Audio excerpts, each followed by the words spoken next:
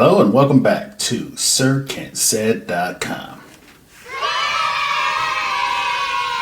I know it's been a while since I've done a review. I've been doing a lot of shorts lately, but I've got two to knock out tonight, so let's go ahead and get to it. Tonight's review will be Alien Earth.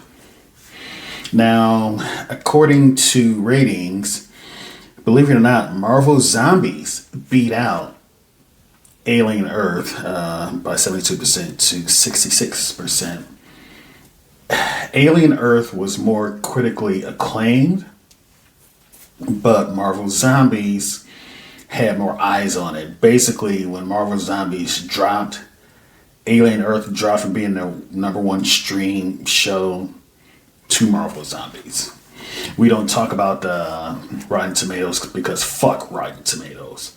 Dirty motherfuckers. Anyway, Alien Earth was the brainchild of Noah Hawley, who directed 2 episodes, and he actually put himself in a couple of the episodes. But it's also directed by Dana Gonzalez and Olga. I'm gonna fuck this name up, so there you go. Alien Earth was or is dedicated to 2 things. The first 2 movies out of the franchise, so Alien and Aliens, and it was also dedicated to an unflinching look to just how disgusting and destructive corporate greed can be, is right now. The entire planet is under the thumb of basically 5 different corporations. Prodigy, Weyland-Yutani, Lynch, Dynamic, and Threshold. The story revolves around Weyland-Yutani, who has sent out a long-range deep space exploratory vessel to recover samples and bring them back to Earth to either study or weaponize to find something to do with. While Prodigy, with one of the most hated people in the multiverse, have concentrated on transferring the human consciousness into an artificial body, thus making that person live forever. And that's where the problem starts. Weyland-Yutani has a guy in charge. Well, he's not in charge at first, but he becomes in charge, called Morrow of the Deep Space research vessel.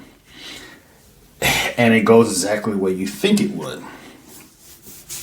One thing I didn't realize was that the people who sign up for these projects generally are saying goodbye to their families, for the simple fact that because of the suspended animation nearly being frozen for large chunks of the trip, you basically could leave your wife, your kids. She's 25 and you've got a newborn. When you leave, you could be gone for 20 to 30 years, barely aging because you're in suspended animation most of the time. When you get back, she's 60 and your kid has kids now. So really, when you sign up for one of these trips, you're saying goodbye to your family, and you tend to do as you're told on the trips because Weyland-Yutani is sending your money back to your family. And if you fuck up on the trip and get reported, they can cut your pay, leaving your family stranded, which leads to you doing shit you know you shouldn't be, but you do it anyway because of your family. Boy Cavalier. This motherfucker, this barefoot all the time motherfucker. The show really suggests that he's possibly could be murdering these kids because you could just as easily create a program and upload it into these bodies, not necessarily transfer the consciousness of a living child into the body of a synthetic. So there's room for argument there. And he's also constantly arguing with his boy Kirsch, who is the first version that all the other versions of the synthetics are based upon, because Kirsch believes that with him being synthetic, he is superior. So they're constantly going back and forth. Boy Cavalier has a twisted outlook for the kids that he is now in charge of, that he doesn't see as kids. He sees them as floor models, as being, Peter Pan in the game. He reads them sections of Peter Pan when they go to sleep at night, stuff like that, and he has named them all characters of said novels. Now, if you're a fan of the comics, you realize that it's not as happy as is always portrayed in Disney. All in all, I don't think the creatures that were brought back or we're exposed to in the series are the bad guys.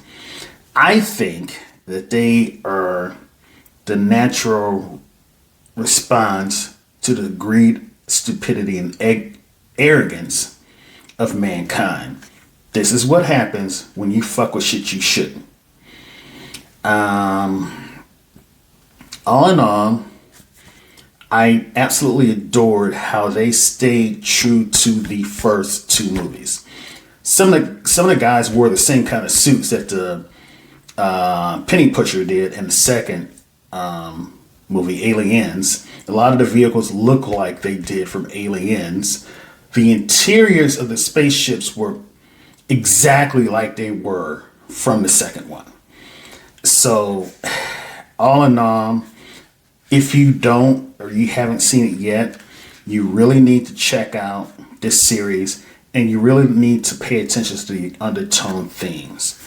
I'm going to give it an 8 out of 10, and I will say that if you think you knew how fast the aliens were from the old movies, you ain't seen shit yet, because these damn things are like crackhead fast, like fast.